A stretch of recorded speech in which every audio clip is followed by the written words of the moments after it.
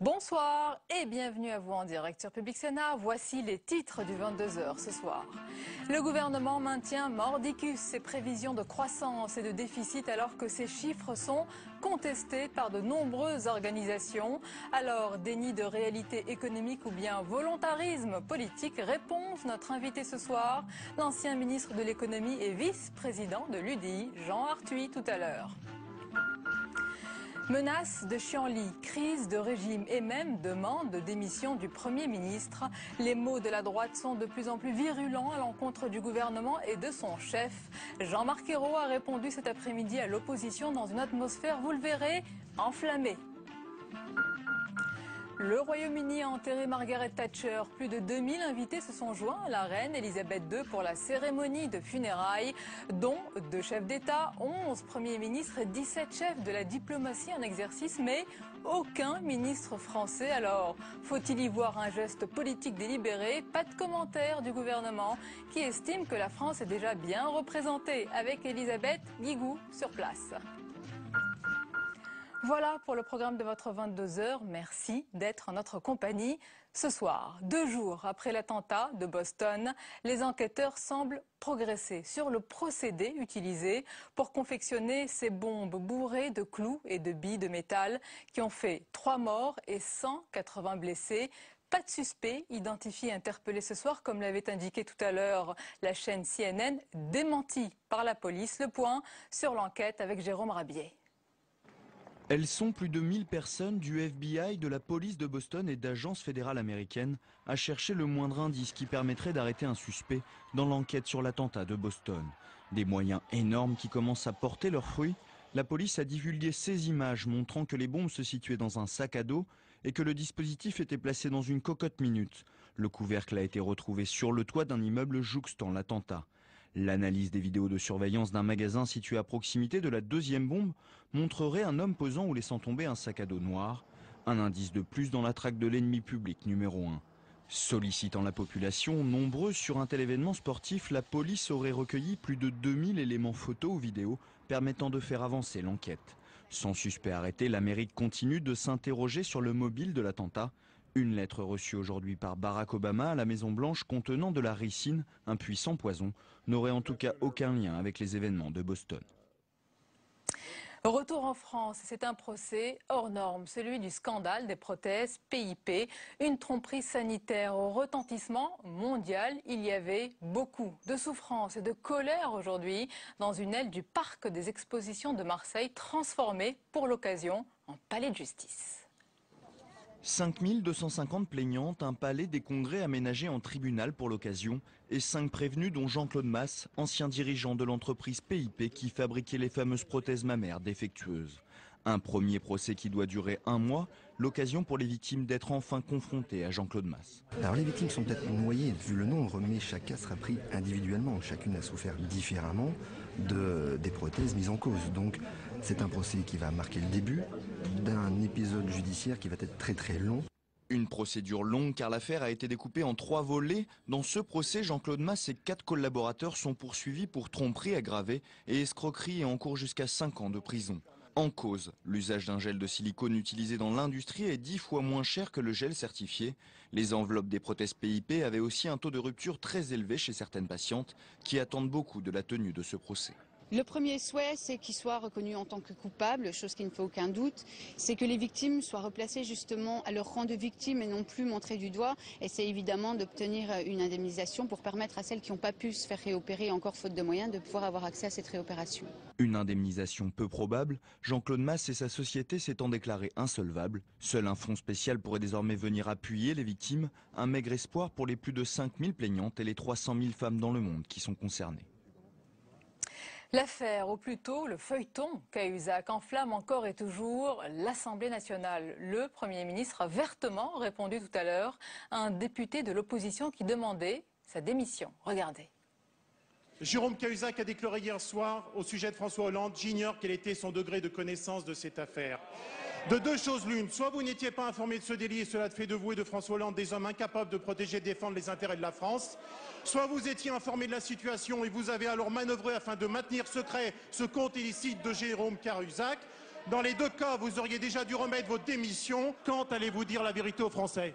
Le 8 janvier a commencé cette enquête préliminaire. Le 19 mars, Jérôme Cahuzac a quitté ses fonctions. Comparez avec ce qui s'est passé dans la période précédente et vous verrez la différence. Vous verrez que la démocratie fonctionne. La commission d'enquête, le président Borloo l'a demandé, l'Assemblée nationale va la voter. Je sais à quel point vous avez tout fait pour qu'à chaque fois que le groupe socialiste a demandé une commission d'enquête sur l'affaire de Karachi, vous l'avez refusé. Nous avons demandé une commission d'enquête sur les sondages de l'Élysée. Vous l'avez refusé. Nous avons demandé une commission d'enquête sur l'affaire Tapie. Vous l'avez refusé. Eh bien maintenant, le changement, c'est les droits du Parlement, mais je le dis aussi à vous, monsieur le député, mesdames et messieurs de la droite, c'est aussi la justice qui s'est saisie et qui dira la vérité. Le FMI confirme que la France sera en récession en 2013. Le Haut Conseil des finances publiques, mis en place par le gouvernement français, ne dit pas autre chose. Et pourtant, l'exécutif maintient mordicus ses prévisions de croissance pour 2013 avec 0,1% et pour 2014 à 1,2%. Alors, est-ce un déni de réalité économique ou bien le signe d'un volontarisme politique? Réponse dans un instant de notre invité Jean Arthuis. Mais d'abord, les faits avec Mathilde Bélanger. Pas de récession en 2013, Bercy mise toujours sur un petit 0,1% de croissance avant une reprise économique plus nette en 2014. Dans son programme de stabilité présenté aujourd'hui, le gouvernement s'engage auprès de Bruxelles à ramener son déficit juste sous les 3% l'an prochain. Pour 2013, par contre, il confirme que l'objectif est loin d'être atteint. Nous voulons laisser sa chance à la croissance française. Nous refusons l'austérité. Nous sommes dans le sérieux. C'est pourquoi le déficit sera de 3,7% en 2013. Nul besoin d'un plan d'ajustement supplémentaire. Nous sommes dans la constance, dans le sérieux, dans le soutien à la croissance. Le plan doit rapporter 20 milliards d'euros à l'État, en majorité par des économies. Baisse des dépenses de l'État, des dotations aux collectivités territoriales et économies sur la branche famille de la sécurité sociale. Mais il prévoit aussi 6 milliards d'euros de recettes, hausse d'impôts, rabot sur les niches fiscales et renforcement des contrôles fiscaux. Paris doit désormais convaincre ses partenaires européens que ces mesures suffiront. La France joue plus que le jeu. C'est-à-dire qu'effectivement, on ne sera pas à 3%, mais il faut rappeler que même si on n'est pas à 3% pour 2013, l'effort budgétaire, il est de 36 milliards, donc c'est colossal. Et que là, on va rajouter 20 milliards. Donc on est sur des politiques d'ajustement budgétaire qui sont historiques. Le gouvernement français a quand même des arguments pour ne pas aller plus loin. Ce qu'on pourrait souhaiter, c'est qu'il ait des arguments pour aller justement un peu moins loin dans cette austérité. Le programme sera transmis le 30 avril à la Commission européenne qui publiera ses propres prévisions économiques. Bruxelles s'est pour l'instant refusé à tout commentaire sur le texte présenté ce matin. Et invité politique du 22h ce soir, il est ancien ministre de l'économie, il a présidé la commission des finances du Sénat dont il est aujourd'hui membre. Il est aussi vice-président de l'UDI. Jean Arthuis, bonsoir. Bonsoir. Et bienvenue à vous. Alors malgré les doutes et les critiques, le gouvernement maintient ses prévisions de croissance et de déficit pour cette année et les prochaines. Ils ont raison d'afficher leur volontarisme? J'en suis pas sûr. Je crois qu'il faut être humble s'agissant des programmes de stabilité, c'est-à-dire du programme que tout gouvernement adresse au mois d'avril à Bruxelles, à la Commission, pour démontrer que sur les 5 années qui viennent, on atteindra l'équilibre budgétaire. Et tous les programmes qui jusqu'à maintenant ont été adressés à Bruxelles ont été tenus en échec, que les gouvernements aient été de droite ou de gauche. C'est d'habitude française, c'est ce que vous voulez dire? Français. Donc soyons humbles. Et ce gouvernement n'échappera pas à cette épreuve. Mais j'avais compris que dans le passé, trop souvent, les gouvernements fondaient leurs prévisions macroéconomiques sur un vrai optimisme de croissance. C'est tellement plus facile d'augmenter un peu artificiellement le niveau des recettes pour ne pas avoir à trop sacrifier les dépenses publiques et donner l'illusion que dans ces conditions, on va réduire le déficit. Ce gouvernement m'étonne car il avait tenu à instituer un Haut Conseil des finances publiques. C'est-à-dire qu'on allait déconnecter la prévision macroéconomique de de l'option gouvernementale qui est forcément suspecte d'optimisme exagéré. Oui, il vous étonne, mais pourtant, vous aussi, vous avez vu à un certain moment dans l'histoire, vous avez vu plus grand, plus beau et plus rose. Souvenez-vous, vous étiez ministre de l'économie, c'était en 96, on a ressorti le placard à archives. Votre chiffre de croissance retenu au mois d'août, c'était 2,8%. C'était de beaux chiffres, alors que tous les économistes et les organismes compétents tablaient à l'époque sur une croissance de 1,5%. Ça arrive à tout le monde de gonfler un peu les chiffres. Non, mais je dis l'humilité que nous devons avoir. Oui. Je rappellerai toutefois qu'entre 95 et 97, période pendant laquelle j'étais ministre de l'économie et des finances, le déficit est passé de 6% à 3%. Mais je regrette beaucoup que le gouvernement n'ait pas calé ses prévisions macroéconomiques sur les prévisions issues de ce Haut Conseil qui vient de s'installer. Moi, je rends hommage à ce Haut Conseil. On se disait, mais peut-être qu'il va se montrer timoré, pusillanime. Pas du tout. Il prend une option très claire et je crois très, très réaliste. Jean Arthuis, la France se bat pied à pied avec Bruxelles pour réduire son déficit dans un délai raisonnable. Est-ce que vous êtes d'accord avec le gouvernement qui dit qu'il ne faut pas tomber dans le gouffre de l'austérité ? Alors, attention. Il y a tout un débat sur la rigueur et l'austérité. Il n'y a pas si longtemps, M. Cazeneuve, notre nouveau ministre du Budget, disait au fond, l'austérité, c'est une faute et la rigueur, c'est une vertu. Alors, je crois que la rigueur est une vertu, c'est une exigence s'agissant de la gestion des finances publiques, c'est-à-dire des 47 ou 48% de prélèvements obligatoires par rapport au PIB qu'on demande aux Français. Il faut être rigoureux. Donc vous êtes d'accord avec le gouvernement? Oui, la seule chose, c'est que l'austérité, c'est quoi? C'est la sanction du manque de rigueur. Donc nous ne prenons pas la tête avec ces considérations sémantiques. Il faut faire des efforts, il faut être pédagogue. Et je pense que le gouvernement n'a pas vraiment pris la mesure de ce qui nous attend. Nous sommes dans une vraie période de récession économique. Louis Gallois avait dit que la valeur ajoutée industrielle par rapport à la valeur ajoutée française était tombée si bas que la France était sur le podium de ceux qui avaient le moins de valeur industrielle. Le modèle. Le Luxembourg et Chypre. Alors que le contexte économique, vous venez de le dire, est difficile, on entend de plus en plus, Jean Arthuis, une petite musique du côté de l'opposition, la droite et puis UMP et UDI, qui voient monter la colère dans le pays. On va écouter, c'était ce matin sur RTL, le sénateur Jean-Pierre Raffarin. Quand vous voyez qu'un conseil national du PS est perturbé par des syndicalistes et que des ouvriers sont obligés de faire en sorte qu'un Premier ministre sorte par une porte dérobée d'une manifestation du Parti socialiste, on voit bien, pour parler à la De Gaulle, qu'il y a une menace de chienlit dans le pays. Le gouvernement doit faire preuve d'apaisement et qu'il envoie des gestes, sinon il sera responsable des tensions, voire des violences. Menace de chienlit, dit Raffarin. Crise de régime, réaffirme Fillon. Jean-Marc Ayrault est mort politiquement, rajoute Xavier Bertrand. Est-ce que c'est constructif et responsable comme opposition, selon vous? Je crois qu'il faut qu'on arrête cette espèce de pugilat permanent entre la majorité et l'opposition. Le gouvernement actuel dit, mais alors qu'est-ce que vous faisiez hier? Bon, c'est vrai que ce qu'on a fait n'était pas formidable à certains égards. On a laissé filer le déficit public. Vous avez été sanctionné d'ailleurs dans les urnes. Nos réformes ne sont pas allées assez loin. Bon. Donc aujourd'hui, il faut sortir le pays de ces difficultés, de redonner une espérance d'emploi, de croissance, et ça suppose des réformes structurelles très difficiles à accomplir. Que le gouvernement est en train d'entreprendre? Que le gouvernement n'entreprend pas. Le gouvernement essaie de concilier son aile la plus à gauche et puis les sociaux-démocrates, et il n'a pas vraiment pris parti. Je pense que nous devrions rechercher sur des questions fondamentales qui appellent de la lucidité, du courage, de sortir des débats partisans qui encombrent la scène politique, qui peut-être changerait la théâtralisation, mais qui répondrait à la question comment sortir de cette crise. Moi, ce que je regrette aussi, c'est que sur le programme de stabilité, qui va être très important, il nous engage jusqu'en 2018, eh bien, j'attendais qu'à la suite de ce débat, il y ait un vote au Sénat. Je viens d'apprendre ce soir que la conférence des présidents a refusé qu'il y ait un vote. À quoi sert-il? Comment jugez-vous cette décision?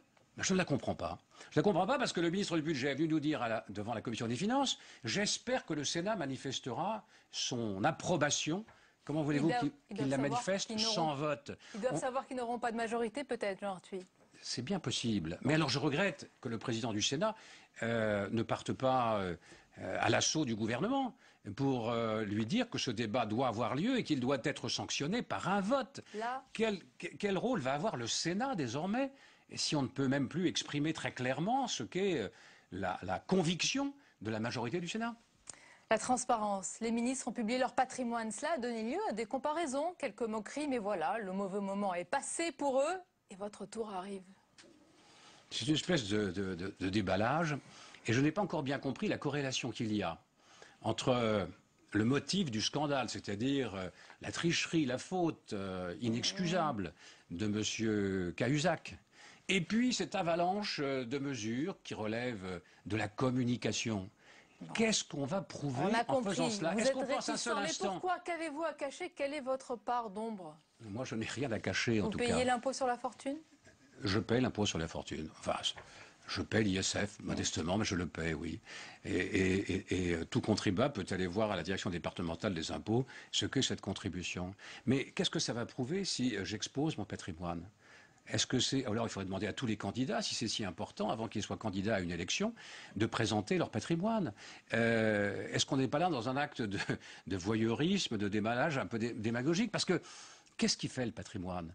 Il y a la vie professionnelle. Quel a été l'acquis professionnel des uns et des autres?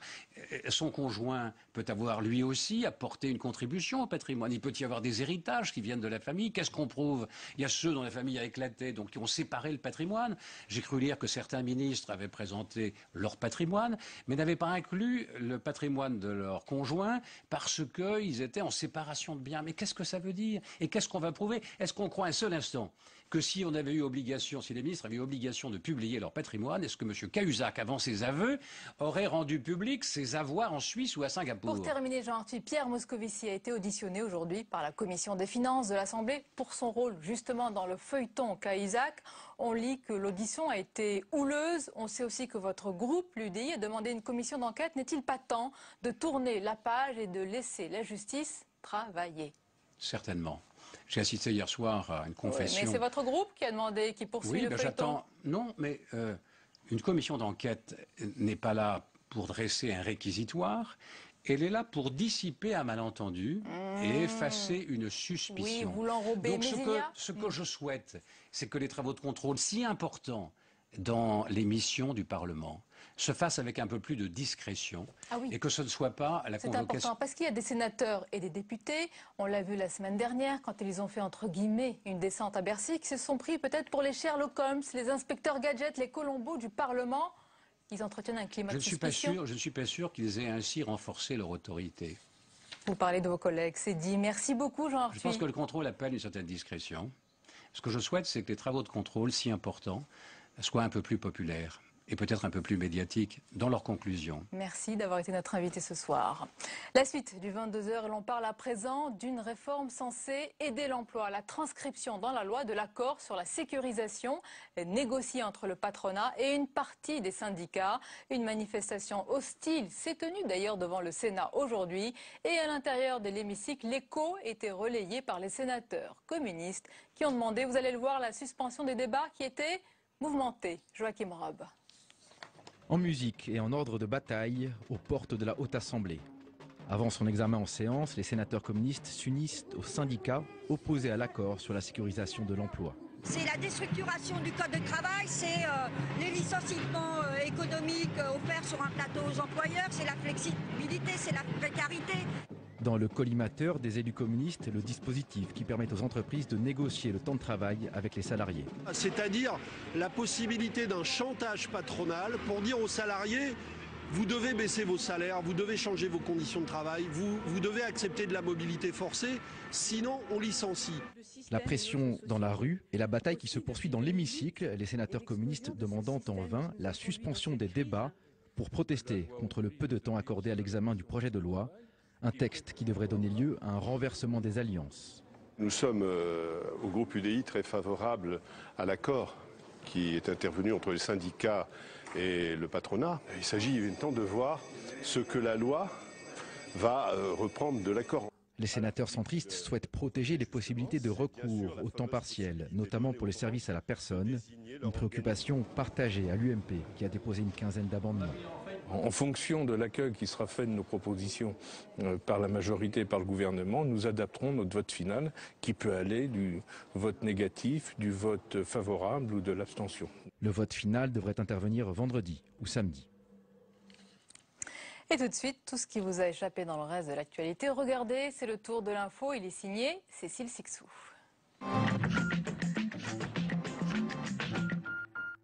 Pas d'obsèque nationale pour la Dame de Fer, mais l'hommage est grandiose. Son cercueil, escorté par des militaires jusqu'à la cathédrale Saint-Paul, a fendu une foule londonienne partagée.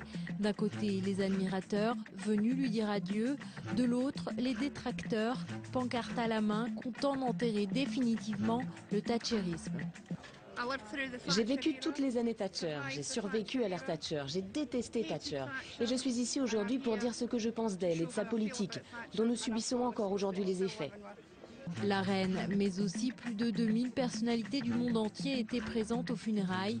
4000 policiers et 700 militaires ont été déployés pour éviter tout incident. Finalement, il y aura bien un binôme homme-femme aux prochaines élections cantonales.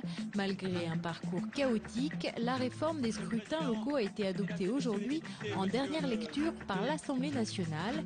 Au Sénat pourtant, ce texte porté par Manuel Valls a été rejeté par 2 fois, mais les députés ont eu le dernier mot. La nouvelle loi modifie également le calendrier électoral. Les prochaines élections départementales auront donc lieu en 2015. Nous serons simplement plus nombreux pour chanter le temps des cerises et guerre aux cignoles et merle moqueur qui seront tous en fête et nul n'aura peur des chagrins d'amour. Merci. C'est sur l'ère du temps des cerises que Christiane Taubira a ouvert les débats sur le mariage pour tous à l'Assemblée nationale.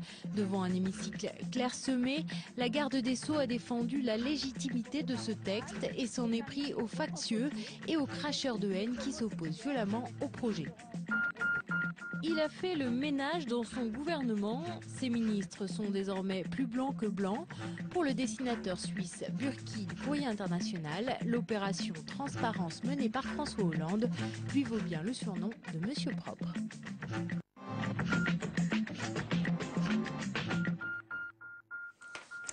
Le club d'éditorialistes du mercredi avec ce soir, à ma gauche, pour le Figaro, Guillaume Tabar. Bonsoir Guillaume, bonsoir, bienvenue pour le Nouvel Observateur, Carole Barjon, merci d'être là. Bonsoir Carole.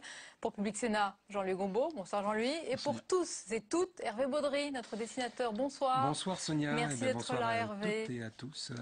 Alors messieurs, madame, nous avons entendu ces derniers jours des socialistes et non des moindres émettre un avis réservé, voire critique sur les propositions de leur propre gouvernement, notamment en matière de transparence ou encore de politique économique. Alors jusqu'où peut aller cette diversité des points de vue ou cette fronde sans mettre à mal l'autorité de l'exécutif? Et en un mot, comment va la gauche après un an de hollandisme? Guillaume Tabar, peut-on parler de rébellion d'une partie de la majorité qui défie l'exécutif sur différents sujets? Rébellion, je pense que le terme est un peu fort, mais à tout le moins, face à un gouvernement et un président devenu faible, c'est classique. Un président fort, majorité au garde à vous, un président faible, majorité qui se disperse. Et c'est pas un hasard, je pense, si le débat sur la ligne, notamment la ligne économique du gouvernement, a ressurgi précisément au moment où le président est dans une phase politique difficile.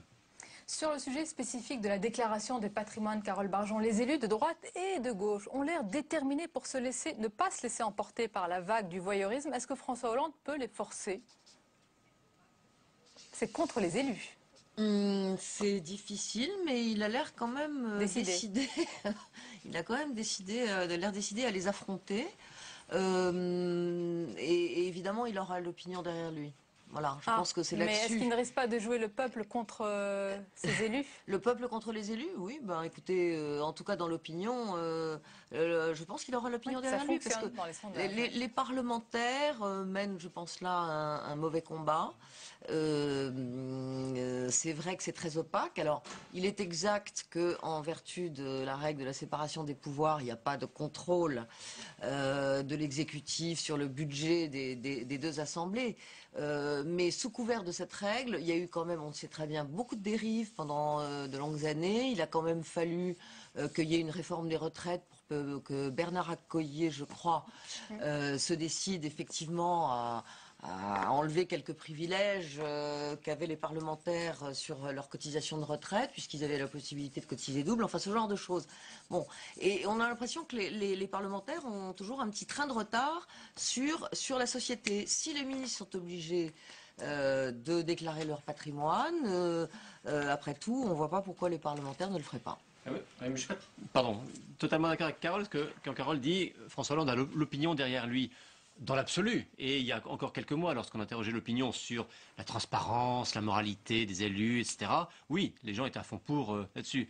Aujourd'hui, globalement, François Hollande n'a plus l'opinion derrière lui. Et on a vu comment, avec une opération a priori facile, à savoir la transparence sur les ministres, le pataquès auquel ça donnait lieu. Et puis il y a un petit détail, c'est que quand bien même il aurait l'opinion derrière lui, quand bien même 95% des Français diraient oui, on veut la transparence sur le patrimoine des élus, c'est quand même une loi qu'il va falloir voter. Le texte qui est en préparation, qui doit arriver en Conseil des ministres mercredi prochain, c'est une loi. Bon. Et qui doit voter la loi? Les parlementaires. Et puisque vous parlez de l'opinion, regardez le premier croquis d'Hervé Baudry. Waouh, on a un président de gauche. C'était en mai 2012. Quelle effervescence. Mai 2013. Ah, on a un président gauche, Jean-Luc Gombault. Ben justement, par rapport au dessin, M. Hollande avait bien dit dans sa dernière intervention télévisée, je ne suis pas un président socialiste. Donc quelque part, d'ores et déjà, quelque part, il prenait de la distance par rapport à son mouvement et même par rapport à ses parlementaires. Sur la popularité de la transparence, il n'y a qu'à voir les réactions au lendemain de la publication des patrimoines des ministres. Ben, là, je ne sais pas si les gens étaient heureux ou pas, mais ce qu'on entend, c'est oui, mais enfin tout ça, ça prouve quoi? Qu'est-ce que c'est? Il y a une espèce de satisfaction mélangée d'une opinion dubitative sur l'ensemble de cet étalement. Parce que la transparence, on ne voit pas très bien à quoi ça sert. On ne voit pas pourquoi on serait contre et on ne voit pas très bien à quoi ça sert. Qu'est-ce que ça prouve? D'ailleurs, Arthur l'a développé à l'instant et je pense que son argumentation se tient, quoi. Mais heureusement, peut-être Guillaume Tabar, pour François Hollande, que la droite n'est pas totalement sortie du combat de ses chefs, contrairement à ce qu'elle affirme. Il peut remercier ses ennemis qui ne s'occupe pas trop de lui pour le moment. Vous savez, en 1997, pardon de refaire un peu en retour en arrière, pourquoi Jacques Chirac a dissous? On l'avait dit, les raisons économiques, la croissance, mais surtout il disait la gauche n'est pas prête, le PS ne s'est pas encore reconstruit, donc on peut y aller. Bah, croire qu'il suffit que l'adversaire ne soit pas prêt pour être tranquille, c'est une grave erreur, parce que dans une démocratie, dans la vie politique, c'est le pouvoir en place qui est jugé. Et lorsque le pouvoir en place est discrédité, peu importe la santé réelle de l'opinion, on l'a vu sur les récentes partielles. Souvenez-vous, les partielles dans l'Hérault, en pleine crise à l'UMP. Oui. En pleine crise à l'UMP, beau résultat de l'UMP. Oui, mais cela dit, c'est vrai qu'il y a une situation qui est quand même invraisemblable. C'est-à-dire qu'il y a un président qui est effectivement extrêmement bas dans les sondages, c'est même du jamais vu au bout de 11 mois de mandat. Et il y a une opposition, on a l'impression qu'il n'y a personne qui arrive vraiment... Enfin, ils ont un boulevard. La droite a en principe un boulevard devant elle, que ce soit sur des questions d'ailleurs comme sur le mariage, où au fond... On a le sentiment que les leaders sont moins présents sur ce front-là. Malheureusement, c'est peut-être pour ça qu'il y a une radicalisation, puis une icône particulière, Brigitte Bardot, et qu'on parle d'une nouvelle forme de Tea Party à la française.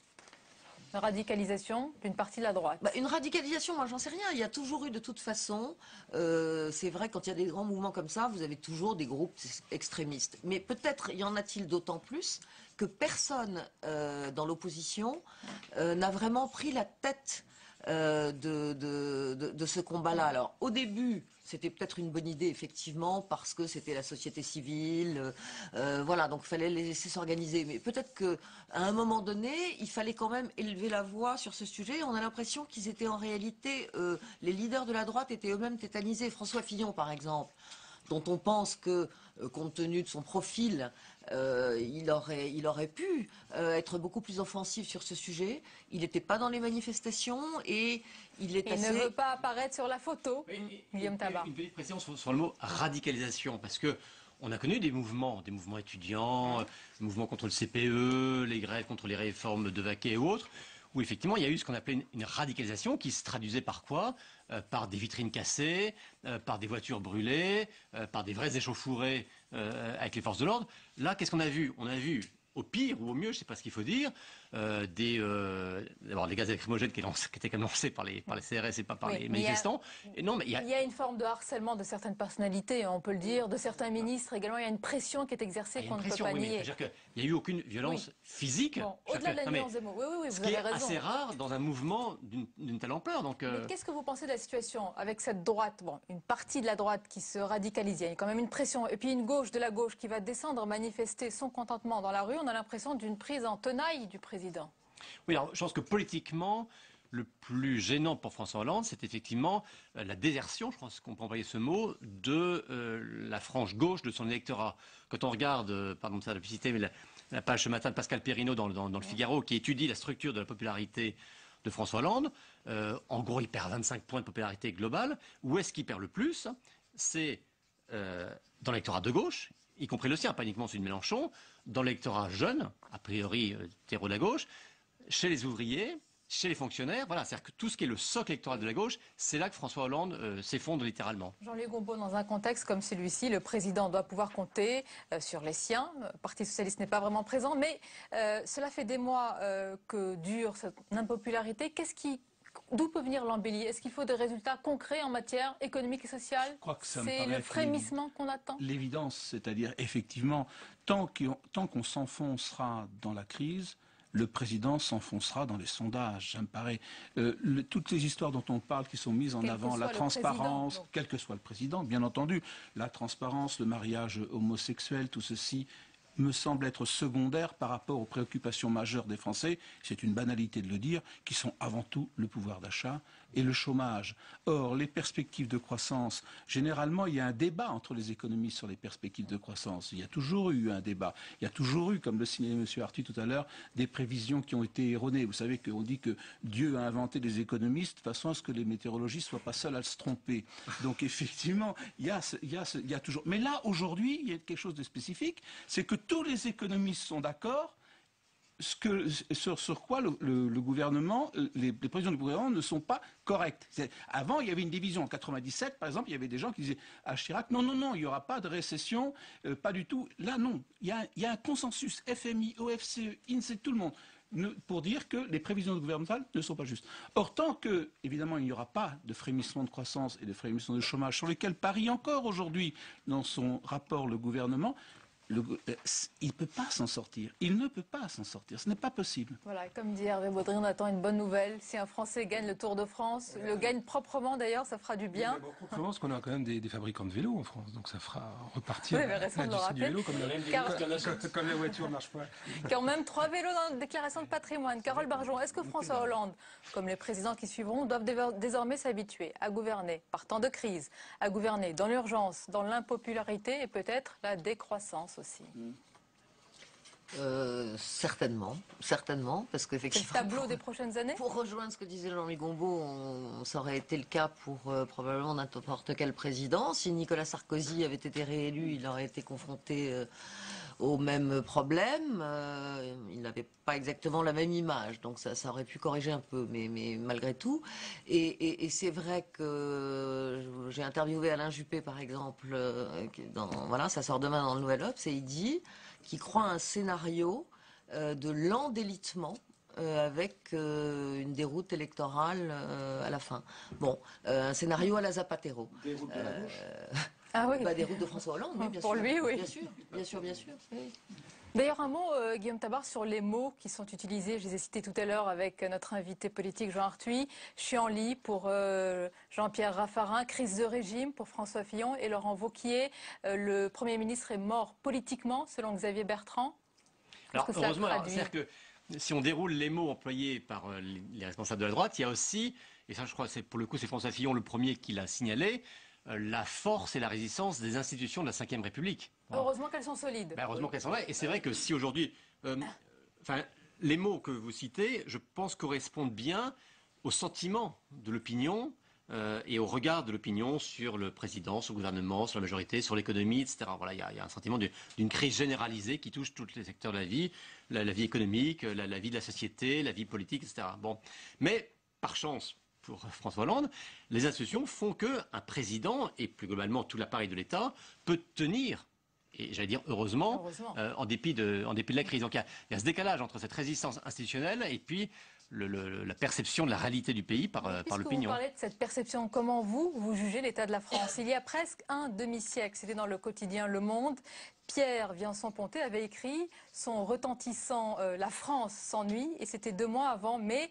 68. Est-ce que vous pensez que la France s'ennuie? La France s'enfonce. Si on veut... C'est pire.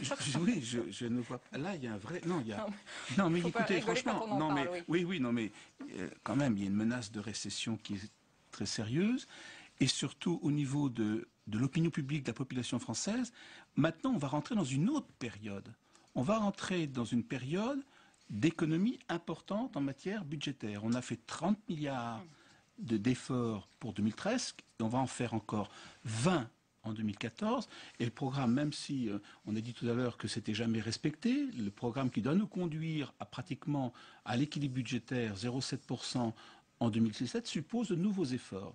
Ces efforts, où est-ce qu'on va les trouver?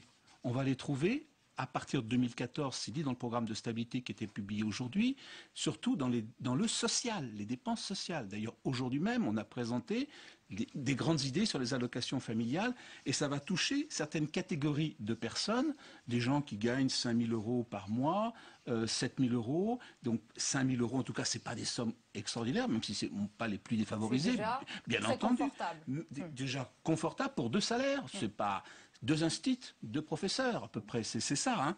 Donc, ce que je veux dire par là, des efforts vont être demandés et on comprend pourquoi ils le seront, ça va créer des tensions supplémentaires à l'intérieur du corps social. Et ça va poser un certain nombre de problèmes. Si on se compare, on se console, si on voit tous les efforts qui ont été demandés à d'autres peuples, est-ce qu'on n'est pas un peu protégé? Évidemment, ça n'a strictement rien à voir et ça n'aura strictement rien à voir. Mais pour beaucoup de gens, ça va changer une partie de leur vie de manière importante. Et donc, ça va contribuer, si on ne voit pas le sens de tout ça, ça contribue une sorte de, vous parliez de délitement tout à l'heure, ça contribue à renforcer ces forces du délitement. Face à ce délitement, regardez l'évolution de la panoplie du futur président pour Hervé Baudry. Alors Hervé, il y avait les codes nucléaires. On a eu la caisse à outils, mais maintenant il y a aussi la panoplie. Donc il y a le code nucléaire, il y a le casque anticritique parce qu'on sent les bruits de la rue qui montent. Et puis quand on chute dans les sondages, il faut aussi un bon parachute. Voilà. Il y en a d'autres. Il va partir en vrille. Je voudrais soumettre à votre réflexion ce sondage IFOP européen.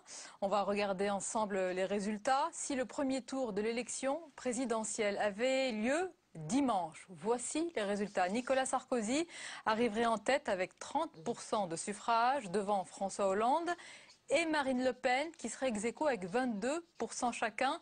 Premier tour fictif pour l'IFOP européen, mais instructif selon vous, Guillaume Tabar? Instructif, oui, parce que la simple possibilité que Marine Le Pen soit second tour est en soi une information qui serait un nouveau séisme dans la vie politique. Alors, on peut le relativiser en rappelant que à l'aube de la campagne présidentielle de 2012, il y avait eu aussi un sondage où, là c'était pas la même chose, c'était François Hollande, enfin le candidat socialiste, je ne sais pas si à l'époque il était désigné, qui était clairement en tête, et Nicolas Sarkozy et Marine Le Pen étaient dans un mouchoir de poche, et on disait attention, ça a d'ailleurs été l'une des raisons de l'accélération de Nicolas Sarkozy et du fait d'avoir dissuadé les autres candidats de droite, c'est-à-dire attention, il y a un vrai danger de Marine Le Pen. Bon, à l'arrivée, l'écart a quand même été important, même si Marine Le Pen est quand même montée à 17,9%, je crois. Bon, là, ça montre qu'elle continue de monter. Ça montre que François Hollande perd à peu près 7 points par rapport à son score de premier tour de 2012. Bon, donc il y a un vrai suspense sur ce contour. Et accessoirement, ça renforce aussi les actions personnelles, je veux dire, de Nicolas Sarkozy au regard de tous les autres dirigeants de la droite. Et dans ce sondage, Jean-Luc Mélenchon conserve le même nombre de voix. Pareil. Le même socle, exactement. Que ce qu'il a fait à la présidentielle. Donc, il ne perd pas. Mais nous sommes encore loin. On approche simplement de la date anniversaire du 6 mai. C'est l'occasion d'un premier bilan. 1 an de quinquennat. Si je peux me permettre de vous demander en un mot, comment vous résumeriez ces 12 premiers mois, Guillaume Tabar? En un mot, déroute. Oui, ça a le mérite d'être clair. Jean-Louis Goncourt. Moi, ce qui me frappe, c'est le manque d'anticipation. Je ne pense pas qu'a été prévu, par exemple, toutes ces tensions autour du mariage homosexuel. Je ne pense pas. En tout cas, ce que on peut être sûr, c'est que la crise et sa profondeur et sa complexité, surtout, n'a pas été anticipée. Donc, pour moi, ce premier anniversaire, c'est ça. Manque d'anticipation. Carole Barjon. Oui, déception. Déception. Hervé Baudry? Je le ferai avec le dessin, c'est-à-dire que, comme on en parlait tout de suite, Jean-Louis, c'est que on a les prémices d'un mai 68 un peu différent, et puis on s'aperçoit que notre Frigide Barjot, elle est un petit peu maintenant abandonnée, parce que sous les pavés de la plage, sous la plage abandonnée, parce qu'il y en a d'autres qui poussent pour prendre sa place dans les droites extrêmes un petit peu, on ne sait pas trop, donc voilà. Sur la plage abandonnée. Alors, messieurs, madame, restez avec nous. C'est comme tous les mercredis, l'heure de notre revue de presse, de vos hebdos, à retrouver demain dans les kiosques. Regardez. Et on commence avec l'Express et sa une, vous allez le voir, sur l'implosion de la gauche. L'hebdomadaire décrit une majorité qui se déchire sur la politique économique à mener et sur le degré de transparence nécessaire dans la vie politique, avec, vous le voyez, ce jeu de dominos qui tombent les uns après les autres. Votre réaction à cette une? L'implosion, la gauche, même pas un point d'interrogation? C'est un fait? Tiraillement plus qu'implosion. Vous pouvez parler des confrères, allez-y. Le point est cette question. Sommes-nous en 1789? L'hebdomadaire subodore un parfum de révolution. François Hollande en Louis XVI. C'est tiré par les cheveux. Les gens sont résignés. C'est peut-être pire. Et le Nouvel Observateur ne remonte pas aussi loin et s'arrête aux années 30. Crise, chômage, scandale, xénophobie, extrême droite, c'était les années 30. Sont-elles de retour? Jean-Louis Gombault, les années 30, c'était une crise économique et beaucoup de scandales politiques. Oui, mais les années 30, ça se termine de manière absolument épouvantable. Donc je crois que c'est la une la plus catastrophiste qui nous est présentée cette semaine. Parce que franchement, parce que les années 30, c'est pas que la crise de 29. Vous répondez sur votre une. L'Assemblée nationale de gauche, précisément l'Assemblée du Front populaire et le 36. C'est pour dire que c'est très différent. La situation actuelle est très différente. Non, mais il fallait le comprendre au second degré. Merci de votre explication. Merci à vous d'avoir été nos invités. Merci beaucoup, Carole Barjon, Guillaume Tabar, Jean-Louis Gombault et Hervé Baudry. À la semaine prochaine. Et pour clore ce journal, la page cinéma du 22h à présent avec, vous allez le voir, une fable sociologique sur fond de militantisme écologique. Promised Land, c'est le titre de ce long métrage en salle cette semaine, un thriller particulier puisqu'il se déroule sur fond d'enjeux gaziers. Oui, gaziers, c'est la ciné-minute de Simon Barbaret. Regardez.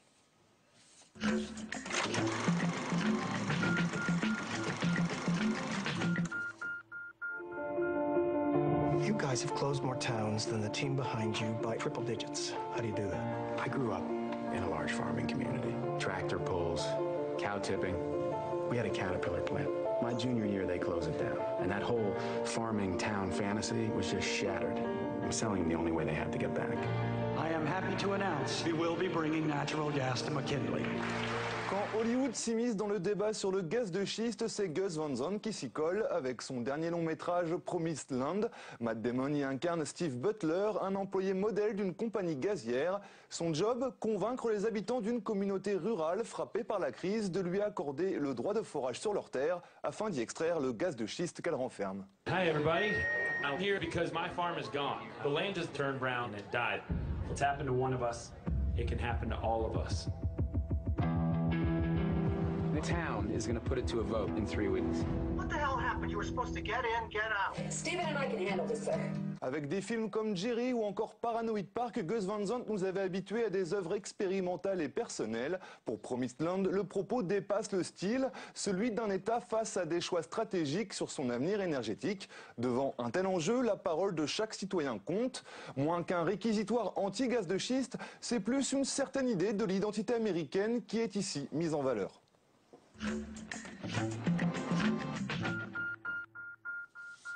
Voilà, c'était le choix cinéma du 22h et on arrive à la fin de ce journal. Merci de votre fidélité. Tout de suite, votre émission Déshabillons-les, autour ce soir des humoristes au pouvoir. Belle soirée, à demain avec plaisir, bien sûr.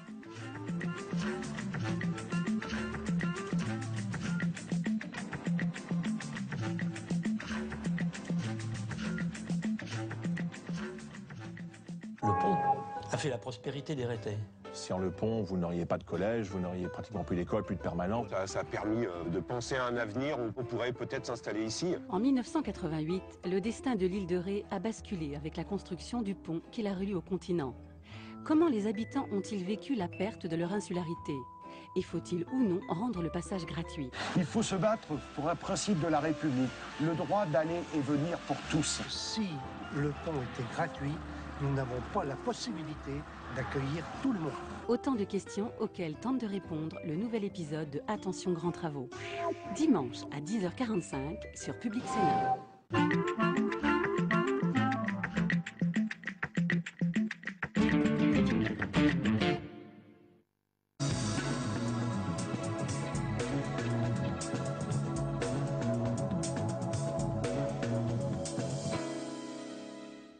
Voilà, retour sur le plateau de la chaîne parlementaire après le 22h de Public Sénat. Je suis ravi de vous retrouver. Il s'est passé plein de choses. On va probablement en parler dans quelques instants avec Thomas Soulier. Le débat se poursuit dans l'hémicycle, vous le voyez derrière moi. Vous êtes en direct et c'est bien l'examen ici à l'Assemblée nationale en deuxième lecture de ce projet de loi mariage pour tous. On reviendra sur le nombre d'articles, le nombre d'amendements, 736 amendements, 23 articles, et puis on reviendra évidemment sur le nombre d'articles qui ont été modifiés et sur lesquels les députés vont devoir se pencher demain car nous sommes encore dans la discussion générale. Voilà, vous savez tout, retour dans l'hémicycle et puis on se retrouve évidemment dans quelques minutes. Regardez, place au débat en direct sur la chaîne parlementaire. Par la loi. Voilà à mes yeux l'essentiel, voilà ce dont il s'agit. Je vous le dis, mes chers collègues, pour la jeune parlementaire que je suis, jeune dans la fonction, mais qui est également une femme qui a vécu, qui est mère et grand-mère, ce débat aura souvent été une épreuve. J'ai entendu des arguments qui m'ont choquée, des propos qui m'ont révoltée. Je sais qu'ils ont fait du mal à celles et ceux que j'ai cités tout à l'heure. Dans quelques années, quand nous ne serons plus parlementaires, lorsque nous repenserons à ce débat et au vote de ce texte, de quoi nous souviendrons-nous? Des propos excessifs, des arguments choquants, des manifestations de rue, de la traque à laquelle nous aurons parfois été soumis? Je ne le pense pas. Parce qu'entre-temps, nous aurons assisté à des mariages qui ne seront pas plus homosexuels que ne sont hétérosexuels les mariages que nous célébrons aujourd'hui. Des mariages, tout simplement. Parce qu'entre-temps, nous aurons joué avec les enfants de ces couples, des enfants qui ne seront pas des enfants de couples homosexuels, mais des enfants tout simplement. Nous aurons partagé leurs joies, les mêmes que celles de toutes les familles reconnues aujourd'hui par la loi.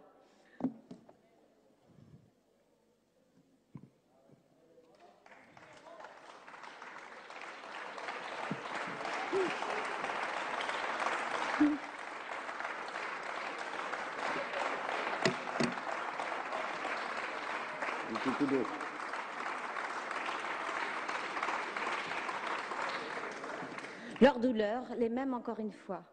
Et s'il était une satisfaction, une fierté même, que nous pourrons tirer de notre participation à l'élaboration de la loi de la République, une seule, ce n'est pas dans les journaux, dans les comptes rendus des débats ou dans les sondages de popularité que nous la retrouverons. Non, c'est ailleurs, c'est dans la vie. Merci. Merci Madame Massonneau. Voilà, vous venez de découvrir cette députée Europe Écologie Les Verts émue. Elle a bu une petite gorgée d'eau pour se ressaisir et finir son texte. On écoute la prochaine oratrice, la députée Chantal Guittet, députée socialiste. On l'écoute. Monsieur le Président, Madame la Ministre, Monsieur le rapporteur, mes chers collègues, c'est avec un grand honneur et une certaine émotion que je reviens à cette tribune pour défendre ce texte, ce beau texte. Ce projet est différent, Madame la Ministre, de ce que nous examinons habituellement dans l'hémicycle. Vous l'avez dit si justement, il représente un véritable et nécessaire bouleversement de civilisation.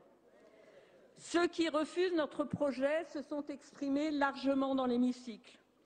Beaucoup moins dans les commissions, ce que je regrette, ils auraient pu en parler plus amplement. Dans la rue, les débats ont d'ailleurs été nourris et constructifs.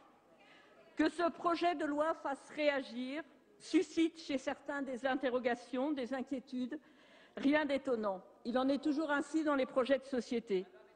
Rappelez-vous, chers collègues, les propos tenus par les parlementaires lorsque les femmes réclamaient le droit le plus élémentaire dans une démocratie, celui du droit de vote. Meunier, ça va. Que disait-on dans l'hémicycle? Que le vote des femmes allait briser la cellule familiale et déstabiliser la société. De même, en 67, Les parlementaires affirmaient que la contraception conduirait, je cite, à une licence accrue des mœurs. Certains s'interrogeaient même quant à son effet possible sur l'avenir de l'espèce. Sans parler du Pacs plus récemment qui allait porter atteinte à la famille et nuire à l'enfant. Ne trouvez-vous pas, chers collègues, que ces arguments ressemblent étrangement à ceux que nous entendons aujourd'hui? Pourtant, plus personne ne conteste actuellement que ces réformes ont permis à notre société d'avancer sur la voie de l'égalité. Nous continuons aujourd'hui dans cette voie et nous avons raison. Mes chers collègues, par ce projet foncièrement humaniste, nous définissons le contour de la société de demain, une société plus juste, plus tolérante, dans laquelle tous les enfants de la République seront protégés. Nous ne divisons pas, nous acceptons les différences, nous renforçons les familles, toutes les familles. Car se contenter d'un statut juridique moins protecteur pour les couples homosexuels et leurs enfants, cela revient, ne l'oublions pas, à justifier leur infériorisation, et cela, c'est inadmissible. Alors je suis confiante et convaincue qu'une fois que l'emballement médiatique passé, le mariage pour tous sera une évidence, comme cela s'est passé au-delà de nos frontières chez nos voisins, les Espagnols, les Belges, qui n'ont pas sombré dans le stupre et la perversité que nous annoncent certains, ni dans les pires dérives. Les mœurs sont évoluées, la société s'est adaptée, sans crise sociale, dans la sérénité. Pourquoi en serait-il autrement en France? Les millions de Français qui n'ont pas manifesté contre ce projet en sont la preuve, j'en suis convaincue. Merci, madame. La parole est à monsieur Franck Riester.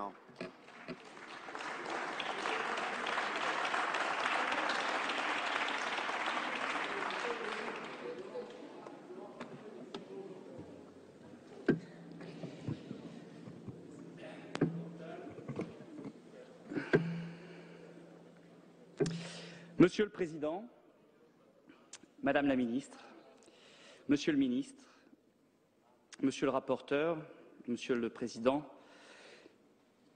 Mesdames et Messieurs, chers collègues, je veux tout d'abord remercier une nouvelle fois le groupe UMP et son président Christian Jacob de me donner la possibilité de m'exprimer ici à la tribune de l'Assemblée nationale sur le temps de parole du groupe.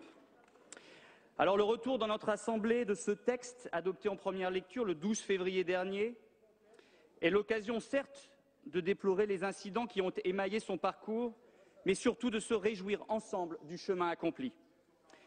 De déplorer les provocations inutiles de quelques opposants ou partisans de ce projet de loi. Provocations au premier rang desquelles celle, Madame le ministre, Monsieur le ministre, du gouvernement, qui a fait preuve avec cette dernière accélération du calendrier d'autant de maladresse que, je trouve, de manque de respect pour l'Assemblée nationale. L'occasion également de condamner fermement les pressions inadmissibles qui ont été exercées sur les parlementaires, à commencer par notre rapporteur Erwan Binet.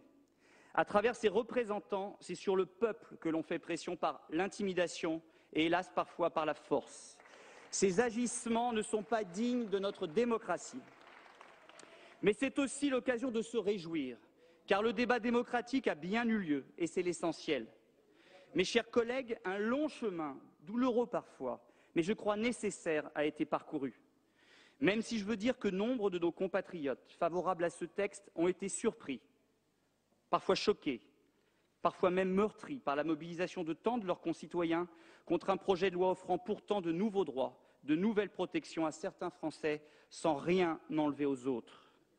En ces temps de tension pour la République, pour notre société, nous, parlementaires, avons une responsabilité particulière, celle de veiller à ce que tous les Français se rassemblent autour de nos valeurs fondamentales, que sont la liberté, l'égalité et la fraternité. Plus de liberté, nous y sommes avec ce texte qui ouvre aux couples homosexuels le choix de se marier ou de ne pas se marier. Plus d'égalité également entre les couples homosexuels et hétérosexuels qui bénéficieront tous des mêmes droits, des mêmes protections, mais également des mêmes responsabilités. C'est une nouvelle étape qui s'ouvre ainsi vers la reconnaissance pleine et entière de l'égalité de tous les citoyens français, quelle que soit leur orientation sexuelle, qui, je le rappelle, n'est pas un choix. Plus d'égalité entre tous les enfants de la République, quelle que soit la famille dans laquelle ils grandissent. Ce texte représente une avancée fondamentale en matière d'égalité des droits pour les familles homoparentales et pour les homosexuels qui ne demandent qu'à être des citoyens comme les autres, sans privilèges ni statut d'exception. Et c'est enfin et peut-être surtout plus de fraternité, avec une République fière, confiante et respectueuse de ses différences. Et oui, chers collègues, il nous faut également veiller à préserver l'un des socles de notre société, la famille. En la reconnaissant dans sa diversité, nous la confortons, nous la renforçons. Nous ne pouvons que nous réjouir de ce qu'autant de personnes s'approprient ces valeurs familiales qui nous sont si chères et que nous défendons. Ce texte, je l'ai déjà dit en première lecture, ce n'est pas moins de familles, mais au contraire plus de familles. Alors je crois qu'à l'issue de cette deuxième lecture, il sera nécessaire de clore ce chapitre. Et je suis convaincu que personne, je dis bien personne, ne reviendra sur ce texte une fois voté, promulgué et appliqué. Je tiens d'ailleurs à préciser que, contrairement à ce qu'ont dit un certain nombre de mes collègues, la question de revenir ou non sur le texte le moment venu n'a pas été tranchée par l'UMP. Ça n'a pas été tranché. Qui plus est, je suis convaincu que dans le projet législatif et présidentiel de notre famille politique en 2017, nous ne nous engagerons pas à revenir sur ce texte, pour la simple raison que ceux de nos compatriotes qui expriment aujourd'hui des réticences à l'idée même de voir deux hommes ou deux femmes se marier, et parfois même à élever des enfants, prendront conscience demain que l'ouverture du mariage et de l'adoption aux couples de même sexe n'aura pas détruit notre société, n'aura pas détruit notre civilisation, mais qu'au contraire, cela aura été une avancée majeure en matière de société, en matière de respect, en matière de vivre ensemble. Alors rassemblons-nous, mes chers collègues, autour de ces valeurs universelles qui soudent notre pays.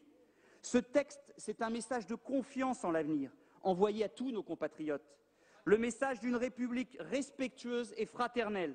C'est en fait un message d'amour, tout simplement. C'est pourquoi je le voterai. Merci.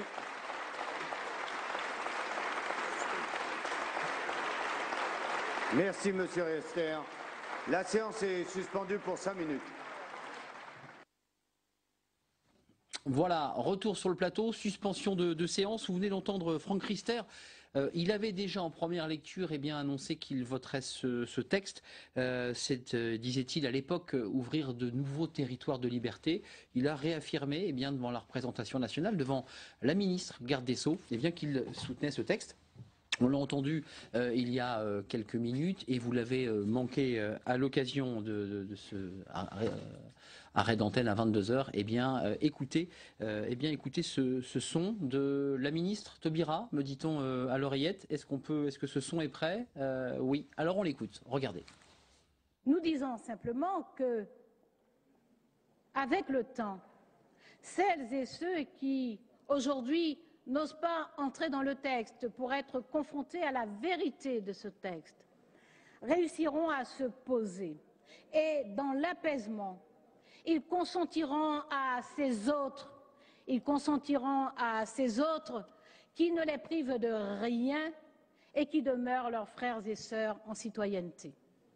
Car nul n'affirme son humanité au détriment d'autrui, nul ne peut ouvrir son avenir en brouillant celui des autres.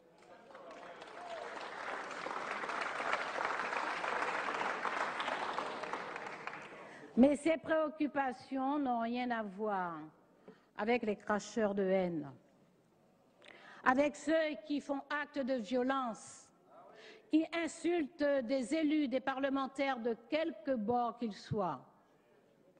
Ces préoccupations n'ont rien à voir avec ces factieux qui mettent en question les prérogatives mêmes de celles et ceux qui, dans les hémicycles, se font les porte-voix outrés d'un mouvement où la sédition grimpe sur le dos de l'inquiétude.